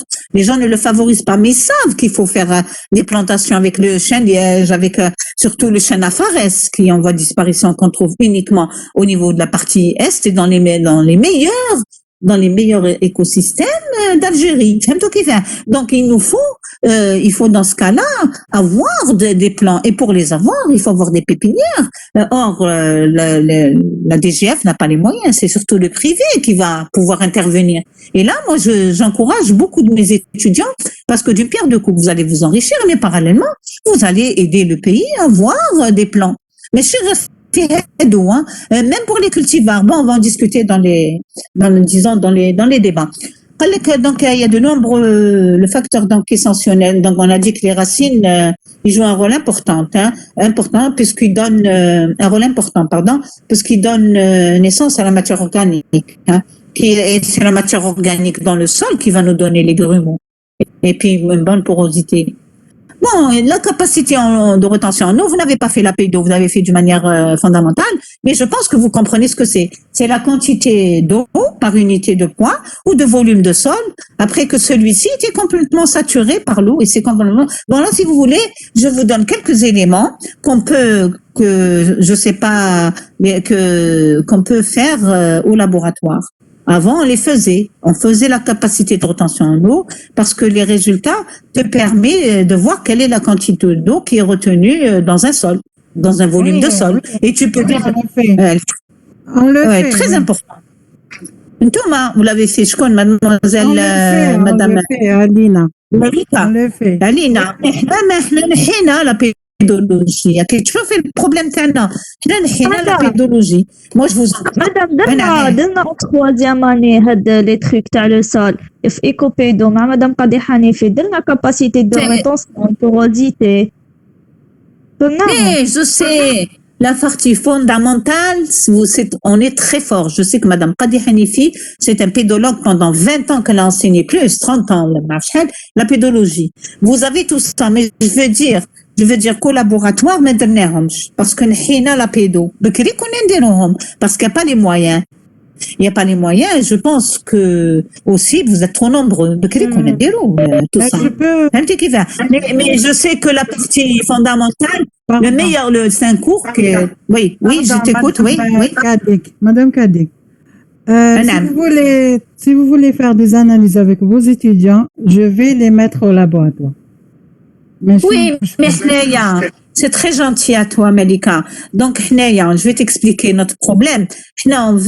On veut qu'il y ait de la pédologie pour des thèmes, par exemple de master ou bien de doctorat, et le développer, et le reprendre. Donc, un abdina timidement au niveau des masters. Et maintenant, moi, j'attends mon mandat, je vais être responsable du laboratoire à l'écologie environnement. J'aurai besoin peut-être de toi et des autres pour avoir des conventions avec le laboratoire Talina. Mais Mazel Madjash l'arrêté Taï dit peut-être au mois de janvier, février, nous les responsables de labo. Clandestinement. Je vais le faire clandestinement. لا أنا أخاف ويا بنتي تاني إنه في المشاكل. Non, pas de problème. On a travaillé avec les étudiants de Tizi-Ouzou, les étudiants de STEP, les étudiants de... Il n'y a pas de problème. Non, parce que je sais, veut faire analyser les relations personnelles comme de l'hyper. Oui. شوفي احنا وكان ما جيناش عندنا دي ريلاسيون مع l'écologie ماتت وكان ما جيناش des relations مع le parc national التيران ما نديروش مع le HCDS. moi chaque année je fais sortir les étudiants الله غالب جانا هذا المرض. mais على بالكم le haut commissaire يحطني فوق راسه ماشي غير هو كاع ليكيب تاعو باسكو chaque fois il change de haut commissaire وكان ماشي هو ما نتعلموش.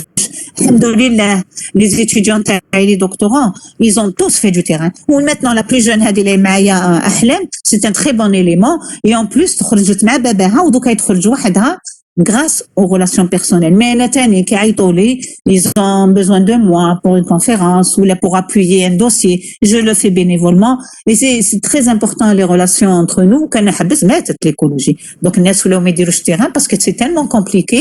Inch'Allah maintenant que je vais être au laboratoire, là je vais demander à des gens pour nous aider pour essayer de trouver des moyens pour aller sur le terrain et des stations qui sont encore conservées parce que le problème tout est dégradé. Ok, la pollution. La pollution, c'est intéressant de parler de la pollution des eaux et tout. Mais qui c'est qui va faire la pollution des forêts? Normalement, c'est nous, c'est BEV. C'est nous qui allons faire. Comment trouver la solution? Comment trouver les indicateurs biologiques? Comment trouver les espèces qui luttent contre la pollution? C'est des thèmes très importants. Cette année, on n'a pas ouvert le doctorat. L'an prochain, on va l'ouvrir. Mais comme on a très peu de moyens, pas plus d'étudiants. À côté de le problème. Mais déjà en master, si on peut développer des masters de qualité, des gens qui font du travail, pourquoi pas? La pédo, c'est juste qui maintient des relations. Prends un sujet, oui, fait la pédo. Ou là, essayez de voir avec les collègues pour essayer, parce que je vais vous donner, bon, le sujet, je vais vous les donner. On va en parler. De la partie. Donc là, la caractéristique du sol est intéressante sur deux points de vue. Pourquoi le sol, quand c'est un bon sol? C'est l'alimentation en eau des arbres. Je vous l'ai dit tout à l'heure. Quand vous avez, par exemple, l'eau retenue à la capacité de rétention constituant l'absence d'une nappe permanente, la réserve à laquelle puissent les arbres. Si tu veux, l'alimentation en eau des arbres, si tu veux, c'est la houlette à les arbres. C'est leur, disons, les nappes temporaires. L'arbre a besoin d'avoir de l'eau de côté pour l'été. Et quand il n'y a pas un bon sol, il n'y a pas une bonne rétention en eau, par conséquent, cet arbre est voué à mourir. C'est ce qui s'est passé à Tinit El Had concernant les cédrés. Plusieurs années donc de sécheresse, on a entraîné une mortalité, que ce soit Tinit El Had ou que ce soit Blizma, dans des zones les plus sèches de formation à sec. Et il y a eu un problème. Le problème qu'il y a eu, c'est qu'il y a eu des mortalités parce que l'arbre est devenu très faible et par conséquent, on ne sait pas s'il a été attaqué par des éléments. Allèche, il y a une chlorose ou allèche. Mais moi, je vous dis, l'arbre mesquin, il n'a pas eu de l'eau. C'est des années très, très, très sèches. Et donc, l'arbre n'avait pas de nappe temporaire, n'avait pas, si tu voulais, des réserves qui lui suffisent à se développer. Et c'est ça qui va se passer dans les 50 années qui vont venir. Parce que l'action de l'homme qui va détruire le peu de forêt qu'on a va entraîner, si vous voulez, une dégradation intense, donc de ces milieux. Qui dit dégradation, tout est lié dans un écosystème, pas d'animaux, de beaucoup d'animaux. Il va y en avoir tout le temps des animaux, mais il va pas y avoir de dégradation, plutôt, il va pas y avoir un bon humus et tout parce que les sols vont être dégradés. S'il y a un surpâturage dans la forêt, il va y avoir la partie superficielle qui est la plus importante pour recevoir les graines et qui va donner l'humus, etc., qui va dégrader la litière. Et de la partie la conséquence, c'est sur les sols. Et donc, il va pas y avoir de retention dans les forêts, de retention de nappes temporaires. Et bien sûr, les phanérophytes qui sont considérés comme étant solides et tout, ne vont pas résister. Même le pendolin, puis la dégradation, il arrivera un moment où il pourra plus résister. Donc, il faudrait sensibiliser les gens. La sensibilisation est très, très importante. Je pense que dans les autres modules, ils vont vous parler de sensibilisation. Donc, l'aération du sol après la pluie. Donc, on a la caractéristique très importante, ce qu'on vient de parler, de l'alimentation et de l'aération. Que les microporosités après la pluie sont saturées par l'eau et de la capacité de rétention, et les macroporosités restent occupées par l'air. C'est grâce à ces pores grossiers. Je pense que là, vous l'avez très bien vu avec Madame Qadi Hanifi, mais malheureusement, elle n'avait pas les moyens pour vous faire tout ça, pour vous le montrer. Mais là, si vous le connaissez, c'est déjà bien. Mais si un jour vous faites de la recherche, je vous conseille de faire vous-même vos analyses pédo. C'est très important. Voilà. Donc, quand l'eau sature tous les espaces libres du sol, donc il y a ce qu'on appelle la remontée capillaire. Là, vous le savez aussi. Vous le savez, Nadjat, vous l'avez fait.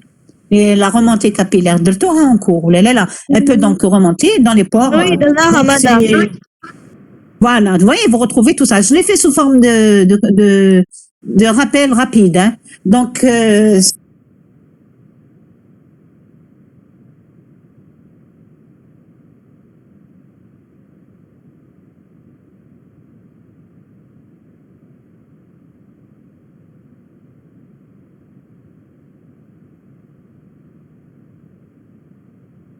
Allô? On n'entend plus.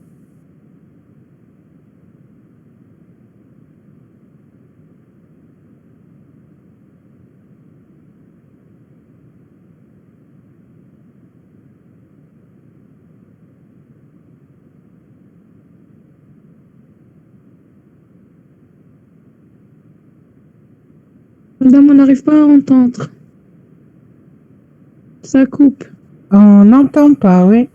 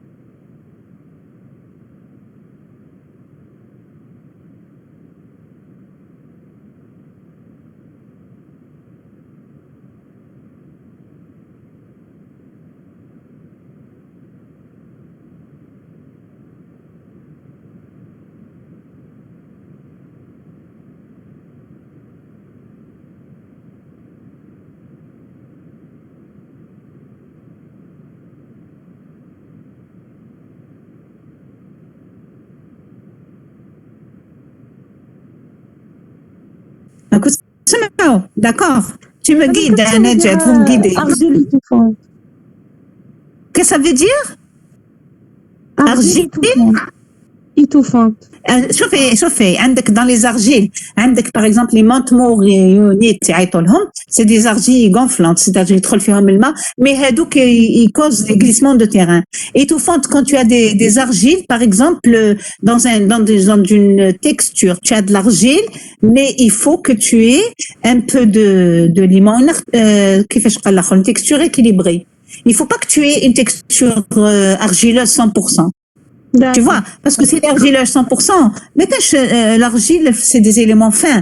Il est que nous, mais عندكش l'aération, voilà. Enfin, là, mais il y a des cas, il y a plusieurs cas. Hein. Là, je vous dis ça. Pas de la capacité d'échange. Donc là, c'est juste, je vais aller vite parce que c'est des choses pour vous rappeler un petit peu le cours. Mais les éléments plus importants, les rôles la texture, la structure, jusqu'à la capacité d'échange pour l'instant, même pour la recherche, mais pour des raisons qui m'apportent comme.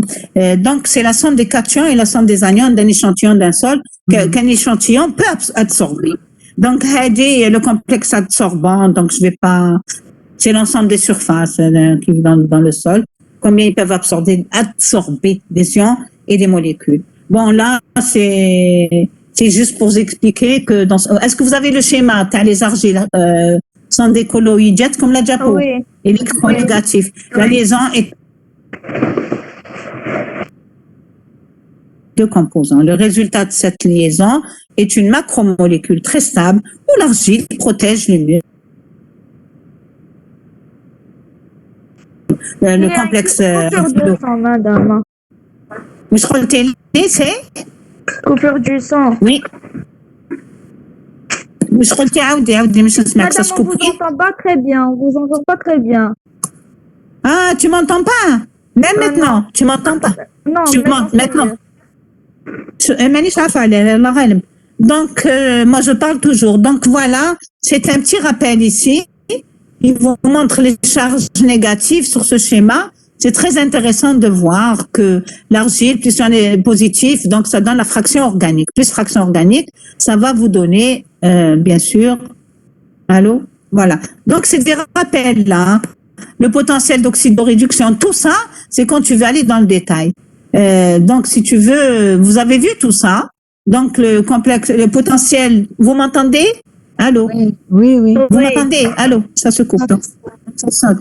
Donc, le potentiel d'oxydoréduction, c'est un indicateur important sur le plan de fertilité que sur le plan pédogénèse. Donc, c'est tout ça, vous l'avez vu. Donc, pour l'acidité du sol, c'est le pH. Je vous apprends rien. Généralement, on a les sols qui sont neutres, mais généralement calcaires. Donc, c'est les sols tawana généralement. L'acidité d'échange est détenue. Donc, les propriétés biologiques. Donc, le sol est apte à fournir des conditions de vie plus ou moins favorables. Donc, en fonction de ce que je disais tout à l'heure, et qui sont indispensables au métabolisme des éléments nutritifs. Ces éléments existent sous forme de sol, d'azote, de phosphore, de soufre, etc. Et les types de sols, bon, tout ça. Donc là, je pense que je vais m'arrêter là. Je pense que je vous ai fait une petite révision. Le rôle du sol, vous allez la voir, stocker le carbone et l'azote, l'atmosphère, héberger un écosystème. Bon, c'est très bateau, non? Produire des récoltes, retenir des eaux de pluie de ruissellement, dispersion et dégradation des polluants, etc. Fonctions importantes dans le cycle. Il y a plusieurs fonctions d'un sol, etc., etc. Voilà. Bon, les menaces, on va en parler dans les expos. Alors, est-ce que vous avez des questions? Vous pouvez parler. Est-ce que... Bon. Nedjet, tu m'entends? Oui, madame. Nedjet. Oui. Sophie, عندي la liste des exposés. Je peux vous le dire comme ça rapidement. Tu m'as dit, il y a 10 groupes ou la plus? 10 normalement. Il y a plus? 10. Je fais parce que est-ce que je te les envoie ou là? Mais j'aimerais bien discuter avec vous pour... Oui? Oui, quand vous Oui. voulez. Je peux vous dire, Agda, par exemple, la désertification, dans ce cas-là, ou là, est-ce que vous allez commencer les exposés quand? Pour la semaine, est-ce que c'est la semaine prochaine, on va se voir? Est-ce que je les envoie, mais pour la discussion, pour les exposer, pour vous expliquer, je vous laisse libre. Par exemple, la désertification, il y a des choses qui vont se recouper, j'ai la désertification, j'ai l'érosion hydrique, deuxièmement. Troisième exposé, l'érosion éolienne. Tout ce qui est érosion, c'est des expos, tout ce qui est pratique. La protection des zones stépiques, avec la mise en défense, plantation triplex. Dire le cordon dunaire, avec comme un peu de documentation, les thèses récentes. Le cordon dunaire, les cultures, donc les cultures, leurs conséquences sur les sols. parce que il y a un classement des cultures, les cultures qui dégradent moins le sol jusqu'à celles qui dégradent le sol. Les reboisements, voilà, le barrage vert, et on a aussi les incendies, conséquences des incendies sur les sols. Hein. Donc, je pense que c'est des choses que vous connaissez. Les conséquences de il y a un peu plus de 10. Je sais pas, je vais te les envoyer. Et vous voyez, c'est possible, essayez de travailler en binôme. Maintenant, si vous êtes trinôme, il faut que l'exposé soit consistant. Et je vous ai dit, l'exposé, il faut qu'il y ait sous forme, Zana, vous passez un quart d'heure à 20 minutes, pas plus. C'est un peu pour vous entraîner pour la soutenance TACOM. Oui, madame. La soutenance معليش pour les trinômes donc شوف نبعث لك parce que شوفي ما على باليش si je donne la désertification c'est très général donc les trinômes ils peuvent travailler dessus les trinômes quel profil c'est des gens من عندنا ولا externes Non, madame, عندنا. D'accord, donc on peut leur donner la désertification. Oui, يديروا فيها معليش il y a des répétitions. Dans la lutte contre la désertification, on va parler du barrage vert, on va parler, mais il faut pas détailler. Parce que quand je vais donner un exposé sur le barrage vert, ça sera le barrage vert, avec son historique, avec tout. Et quand je dis le cordon dunaire, je vais vous envoyer des éléments. Vous allez choisir. Les travaux qui ont été faits sur le cordon dunaire, c'est le cordon dunaire. Tandis que la désertification va donner la lutte contre la désertification, par exemple en milieu stépique, avec les mises en défense, qu'est-ce qu'il y a dans la désertification pour lutter contre la définition. Et pour lutter, on va parler du cordon dunaire. Mais ça sera, d'une manière générale, le barrage vert d'une manière générale, mais il faut pas détailler. Parce que vous allez parler de tous les éléments, par exemple dans la désertification, Wahda, elle va faire sa recherche sur tout ce qui est mise en défense et tout. Wahda, elle va parler surtout des menaces. Il faut parler pourquoi il y a une désertification. Maintenant, vous pouvez faire un step, comment vous pouvez faire un forêt step. La désertification d'une manière générale et on choisit l'Algérie. On va parler de l'Algérie parce qu'on est en Algérie. Et il faudrait que demain, si vous allez travailler là, il faudrait que vous ayez des éléments d'information sur les systèmes écologiques algériens. Et quelle est la solution? C'est surtout ça. C'est un petit kiff. Donc, il va y avoir des choses qui vont se retrouver, mais c'est pas grave, puisqu'on va faire des discussions entre nous. Alors, j'aimerais bien avancer dans le cours. Je sais pas si la semaine prochaine, j'ai des salles pour être en présentiel. Sinon, je continue le cours. Je vais essayer d'aller vite, parce que j'ai 2 autres chapitres. Et parallèlement, donc, on va l'autre semaine, mais les examens. Il faut qu'on fasse un planning, et qu'on donne aux étudiants. Parce que si on continue le cours, on peut dire les exposés. Tu m'entends, vous m'entendez? Madame, pardon. Oui, c'est mademoiselle, madame Ouchaï. Oui, Malika, oui. Vous pouvez donner le cours après 18h ou 17h, 19h. Oui, sauf si ça arrange les étudiants. Je peux. Ah, vous pouvez. Sauf si ça vous arrange, on va avancer vite. On aimerait bien que il faut me donner le temps pour m'organiser. Après 18h, pourquoi? Il y a des gens qui veulent. Faites un sondage entre vous. Nedjet, elle va faire un sondage. Et vous me dites, et moi, ça m'intéresse après 18h. D'accord. D'accord. Vous allez voir entre vous. Vous m'en donnez la réponse. La déléguée c'est comme ça, on fonctionne avec Nedjet. Elle va me dire si elle est d'accord.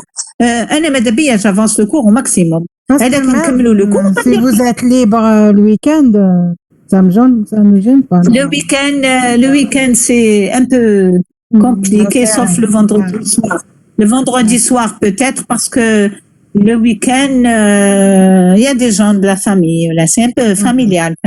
Mais le vendredi, oui, vendredi soir, je pourrais, peut-être. Voilà, il n'y a pas de problème. Oui, on fait, parce que normalement, notre cours, il est quand? Il est quel jour? Aujourd'hui. Lyon, mais on n'a qu'aujourd'hui, oui, c'est vrai. On a mis ensemble. Donc, vous voyez, moi, ça m'intéresse, voyez entre vous et vous me dites. Si on avance, vous voulez qu'on avance le cours, on l'avance, on termine. Ok, alors c'est bon, il est 17h05. Pardon, Ça va, il n'y a pas de questions, ça va, vous allez bien? Pardon, vous allez distribuer vous-même les thèmes. Non, je vais envoyer à Nedjet, c'est la déléguée qui va avec vous. On va vous entendez entre vous qui c'est qui passe en premier. On va dire, vous allez vous entendre entre vous, qu'est-ce qui prend le thème. D'habitude, en présentiel, le tirage au sort. C'est toi qui fait.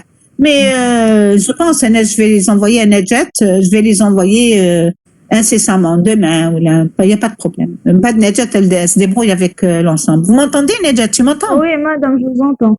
Comme d'habitude, c'est ce qu'on avait fait l'an dernier, je pense. Oui, on a fait la même chose. Et chauffe-eau. Est-ce qu'il y a des gens qui sont venus de les licencier? Moi, c'est cela que je veux. Et donc, bon, de toutes les façons, ils ont besoin d'explications parce qu'on a approche l'écologie. Là, c'est pas très fondamental ce qu'on fait dans les masters en caractérisation et conservation. C'est beaucoup plus des enseignements de synthèse parce que qui vous permettront demain, dans un entretien, de savoir discuter avec les gens.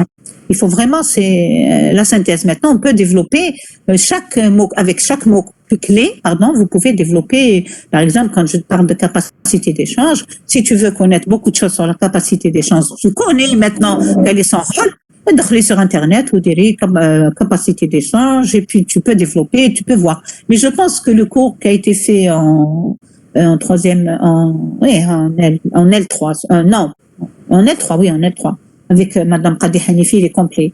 D'ailleurs, elle m'avait envoyé un certain moment parce que moi, je lui ai demandé de faire des trucs pratiques. Elle m'a dit c'est un peu compliqué de changer mon cours parce que ce qu'elle sait, c'est vraiment de la pédologie. Donc, je pense qu'il vaut mieux ne pas trop perturber les gens puisqu'après, on parle de l'incidence du sol sur le végétal. Ou là sur l'écosystème, plus que le végétal. Parce qu'à partir d'un type de sol, tu sais déjà où tu te trouves. Si le sol n'est pas réceptif pour le problème des espèces qui se dispersent, qui s'en vont. Donc, bon, alors les amis, je vous laisse. Allô. Oui, oui. Ça va, c'était bien, ça vous a plu. C'était pas trop faux ringard, non? C'est bon? Je continue comme ça. Oui. Bien que j'aurais souhaité vous regarder dans les yeux, vous voir, tout comme mais là, on se verra la semaine prochaine, Inch'Allah. Allez, vous me rendrez la réponse pour le coup. Allez, au revoir. À la khair. Merci, madame. On quitte, attends, pas où il faut quitter. Bon, attends, c'est là. Hop. Attends, normalement, j'arrête le partage d'abord. Alors.